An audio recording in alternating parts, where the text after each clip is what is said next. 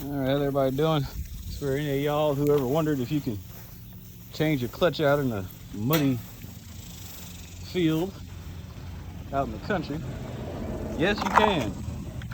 Would I recommend you change your clutch out in a muddy field in the country? No, I would not. But if you're gonna do it, put down 3/4 inch plywood, and you can definitely get your transmission out of your truck with your transmission jack.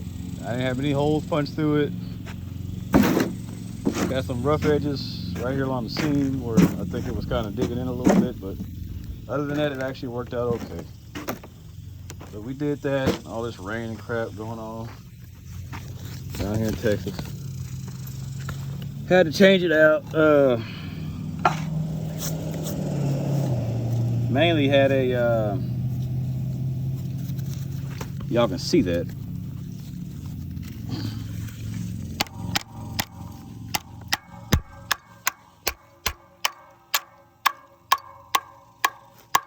Had a, see, clutch brake.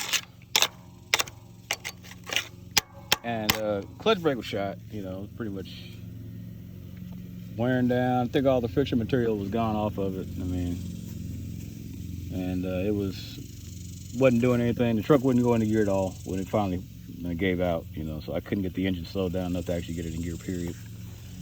That's kind of my fault. I should have been a little bit more on top of that. Because it was giving me problems. I just wasn't, and y'all can see, when you look at the wear indicator, it's you know, it was a little bit further over here when I first pulled it out, but it was almost to replace, but you know, not all the way there yet. But the clutch with the y'all can look at the friction material on here, and it doesn't really look that bad. I mean, yeah, it's worn down, but this plate isn't too bad. It's the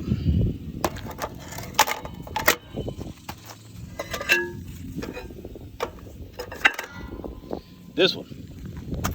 This is the one that had the broken spring in it.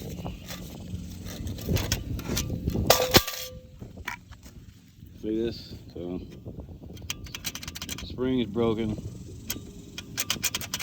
and I got another one kind of broken. So I had some chunks of the spring down in the bottom of the bell housing.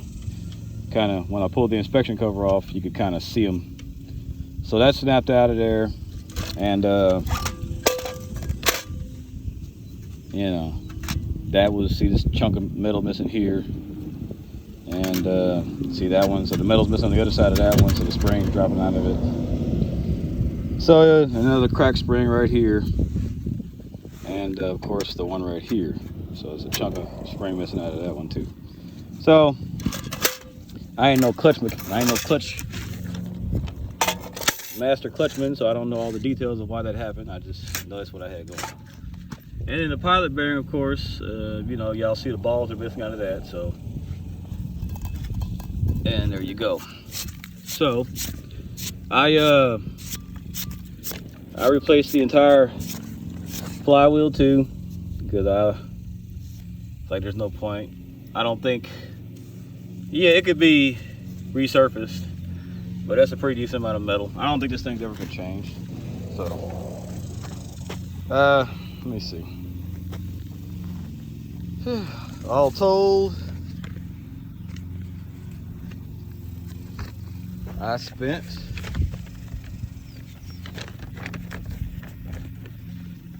on the yoke assembly, or the release yoke, which was also worn out.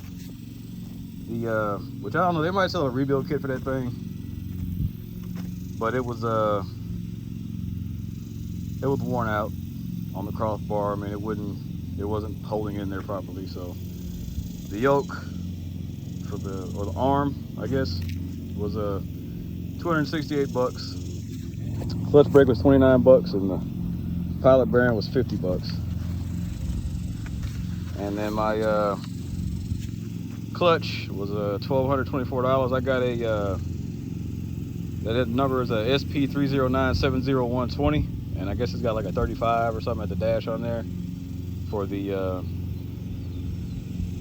bearing, and that was $1,224, and I bought the flywheel was $647. So rear main engine seal, and you know, that was about it. So that's what it cost to do the job, and went to Sunbelt Rentals and rented a transmission jack, and got it done. I was in a bind, y'all, because I had a load on my trailer, which was, like I said, it's a bonehead move on my part. I should have really been paying more to my truck, and just not booked anything. But you know, sometimes the money gets in your mind and you just say, I could do it. That was my mistake. So, but we got it done, got it all in there, and back rocking and rolling. So just figured I'd make a quick update video, let y'all know what's been going on with me. So y'all take care, and be safe out there in your trucking.